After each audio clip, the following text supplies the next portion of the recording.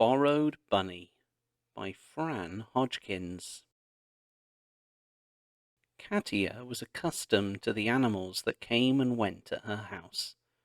While different animals from the local rescue agency waited for new homes, Katia's mum and dad took care of them. That meant at any time Katia could find something unexpected waiting for her after school. Once there had been a gigantic macaw in the laundry room. Oftentimes she would find a cardboard box full of kittens in the living room.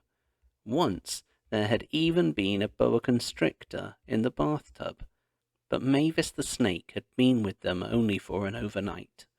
Katia wasn't a big fan of snakes. Right now the Ryans were fostering a litter of kittens that had been with them for 2 months. When the kittens first arrived, Katia and her parents had fed them with an eyedropper, and now they were old enough to run around the house. Katia liked having the animals around, but she knew the rules. These were foster animals, not forever pets. Eventually, each animal would leave the Ryans and go with someone else to its real forever home. "I'm here," Katia stepped carefully through the door, checking for kittens before she put her foot down. "No worries, kiddo. The kittens were adopted," Dad said as he stirred his coffee. "I took them back to the rescue center this morning." "Aw," Katia said. She would miss them, but it was going to be nice to once again walk through the house without fear of tragic kitten accident. Then Katia noticed the look on her father's face, and she knew what that look meant. "Oh, please, not another Mavis," she exclaimed. "Dad, you know how snakes freak me out." "Our new foster animal isn't a snake, my dear," Dad said. "Come see." She followed her father into the living room, which, to tell the truth, was really more of an animal room. Where other families had only bookshelves and sofas and chairs, the Ryans also had various wire crates, cages, and pens. Right now, Katia's mum was standing next to one of those pens, cutting a hole in a cardboard box. Katia peered into the pen at a beautiful brown rabbit. "Her name is Pip," Mum said, "and she came to the centre this morning while your dad was delivering the kittens. The usual rabbit foster person is out of town, so he volunteered us." She placed the cardboard box in a corner of the pen. "Okay," Katia thought, "a rabbit will be different, but not completely different." The rabbit had her own ideas. The next morning was Saturday, so when a ray of light streaked in through the blinds, Katia snuggled down, deep under the covers. Then she heard a crash. Without thinking twice, she jumped out of bed and raced down the stairs to find that the wire pen where Pip had been stood empty. Pip was on the nearby coffee table, looking over the edge at the broken bowl that once held decorative pine cones. As Katia glared at Pip, the rabbit leaped off the table and started nibbling on one of the cones. "No!" Katia said. As Katia stepped toward her, Pip twitched her nose, stomped her foot, and raced away. Stepping carefully around the pieces of the broken bowl, Katia went after the running rabbit. Pip skidded a little bit on the tile of the kitchen floor, but managed to execute a sharp right turn that sent her racing around the kitchen island. Katia skidded after Pip, and twice they sped around the island until Pip spied the doorway to the front hall. In a heartbeat, she was gone. "Katia, honey, what's going on?" Mum's voice floated down from upstairs. "Rabbits out!" Katia cried, chasing Pip through the front hall and into the dining room.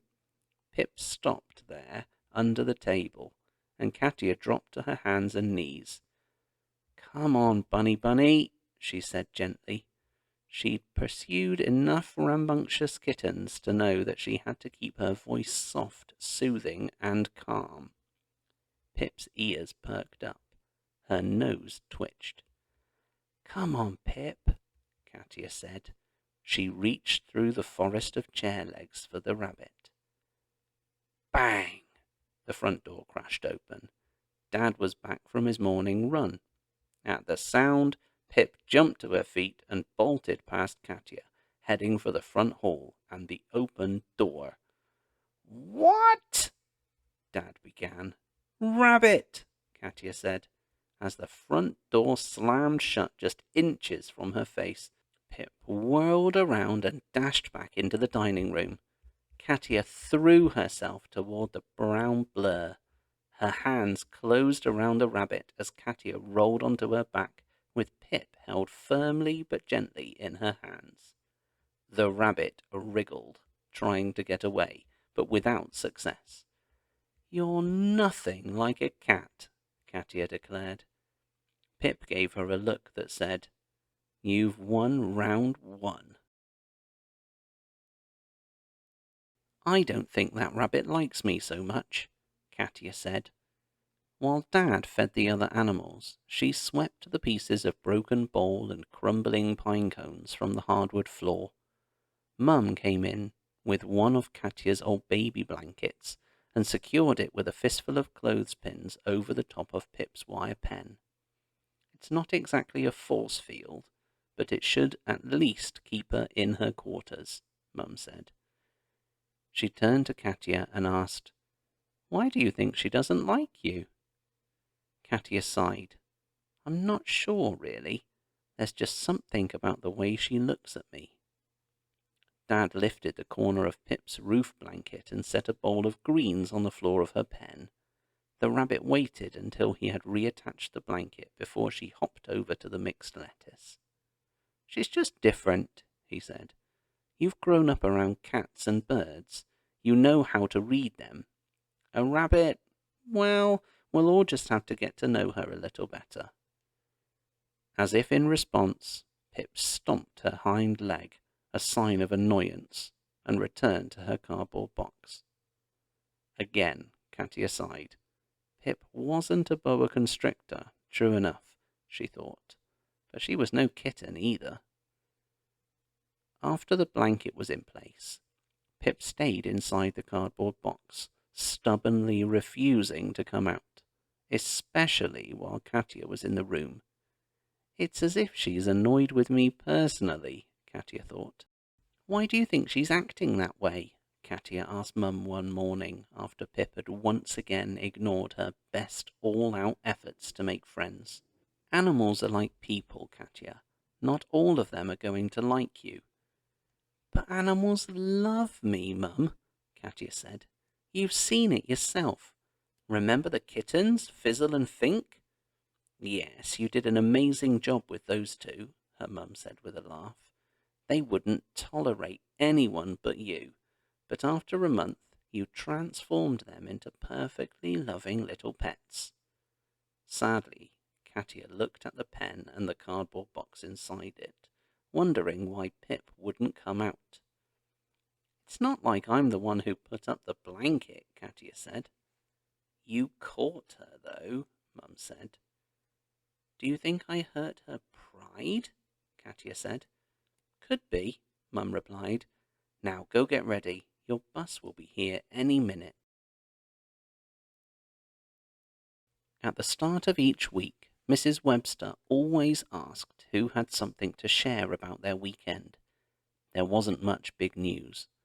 One kid had gone to a nearby amusement park, and a girl in the back had taken a trip with her grandparents in their big RV. Mrs. Webster turned to Katia. And how about you, Katia? Any new foster critters? We got a rabbit, Katia said flatly. At that, half the room started to coo. Oh, a bunny. I love bunnies. They're so cute. Well, she's just a borrowed bunny, Katia said. We only have her for a little while, until the rescue agency finds her a permanent home. Ooh, is she snuggly? Is she soft? The cooing continued. Remembering the feel of Pip's wriggling body in her hands, Katia had to admit, yes, she's soft all right, but she didn't comment on the snuggly business. At lunchtime, Katia's friend Max plopped down across the table. "My aunt has a rabbit," he said, "and she likes bananas." "Your aunt likes bananas?" "No, goofball, her rabbit likes bananas. Fresh bananas, but you've got to peel them, and those dried up banana chips. Maybe you should see if your borrowed bunny likes bananas." After school, Katia told Dad what Max had said. "I thought rabbits only liked vegetables. You know, carrots and lettuce and celery," he said. "I think we've got a couple of bananas in the kitchen. Why don't you give it a try?" Katia peeled a banana and broke off a small piece. She had her doubts, but she went to the pen and held the bit of banana through the wire grate anyway. After a moment, Pip poked her head out of the cardboard box, her nose twitching madly at the scent of the fruit. "Come on, it's all right," Katia whispered. With an irritated stomp, Pip ducked back into her cardboard box. Katia dropped the piece of banana and said, "Fine, you win. Maybe you'll decide you want it later." Nobody in the family saw her do it, but Pip eventually ate the banana. Every afternoon from then on, Katia put another bit of banana in the pen, and just like clockwork, every morning it was gone. Katia started thinking of it as a game they played, she and this rabbit that didn't like her. Still, she would sit and talk to Pip's cardboard box every morning, telling Pip about things she did with her friends, about the books she was reading, and about what happened at school. One afternoon, while she was telling Pip about a funny thing that had happened in gym class, the rabbit suddenly nosed her way out of the cardboard box. When Pip hopped over to the banana and started eating, Katia wanted to jump up and down with excitement, but she made herself stay calm. She knew that if she reacted as if something unusual was happening, in any way really, Pip would stop eating for sure. Although she tingled with joy, Katia casually finished the gym class story, then started talking about a new book she had gotten from the library. "You'd love it, Pip," she said in her smoothest voice. "It has all kinds of animals in it, but I'm only a few chapters in, so don't know if there's a rabbit just yet." Pip finished the banana and gazed at Katia. Slowly she turned and hopped back toward the box. Katia's heart sank, but then Pip turned and looked at her steadily, then back at the box, and then back to Katia. "What is it, Pip?" Katia asked. "Is there something wrong with your box?" Not wanting to frighten Pip, Katia rose slowly and reached for the first clothespin. Cautious but not scared, Pip watched carefully. As she removed the rest of the pins, Katia was so excited that her hands were shaking. Next came the blanket. Finally, Pip was trusting her. Katia knew she had to be extremely careful. With a leap, Pip dove for the box. Katia caught her breath. She'd been so close. She gathered up the blanket to put it back when she realized that Pip was staring at her, with her head stuck through the flaps of the box. "Do you want to show me something?" Katia dropped the blanket and reached into the pen. For an instant, she worried that Pip was going to nip her, but the rabbit ducked back inside. Katia lifted the flaps and peered inside, where she noticed 3 small shapes huddled together in a nest made of hay and fur. "Oh, Pip, you're a mum!" Katia exclaimed. "Congratulations, they're beautiful!" Each bunny was a tiny version of Pip, with miniature ears and eyelids squeezed tightly shut. Pip stood on her hind legs. "You must be very proud of your new family," Katia said. Katia tiptoed ever so gingerly over the pen wall, gently sat down next to Pip, and slowly moved the box so she could see the baby rabbits inside. One was brown, just like Pip. The others were mostly white with brown spots. Moving slowly and carefully, Katia lifted the closest bunny and cradled it in her hand. Pip twitched her nose at Katia's fingers and, after deciding her baby was safe, hopped over to the other two. The baby bunny in Katia's hand was warm and soft, even though it didn't yet have fur or even a fluffy tail. Katia put the baby back in the nest and stroked the other two. Pip licked the baby Katia had held and tucked it back between its siblings. "Thank you for showing me," Katia whispered. "I'll put your house back now." She gently replaced the cardboard box over the little family. Then she climbed out of Pip's pen, reattached the roof blanket, and stepped carefully out of the room. Katia shook herself, hardly believing what had just happened. Then she peered back into the living room where all was quiet.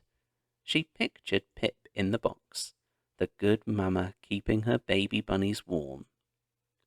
Smiling, Katia walked outside, where her parents were drinking tea at the patio table. Mum said, "Why the big grin, sunshine? Did something just happen?" Katia pulled up a chair. "Well, it looks like we don't have a borrowed bunny anymore," she said. Her parents exchanged quick, concerned glances, the way parents often do. "Is something wrong with Pip?" Dad asked cautiously. Katia shook her head. "No, she's just fine. Actually, she's better than fine. She's had babies. We've got borrowed bunnies. 4 of them, to be exact." Mum put down her tea. "That's fantastic, Katia. Pip let you see them?" Nodding, she said, "I think she's finally decided to trust me." Then a thought struck her. "I'm only sorry that they're just borrowed. Fosters, not forevers." "Well," Dad said, "maybe we can change that rule this time. After all, you've worked awfully hard to win Pip's trust. It would be a shame to let her down." Katia beamed, thinking, "Forever, not Fosters."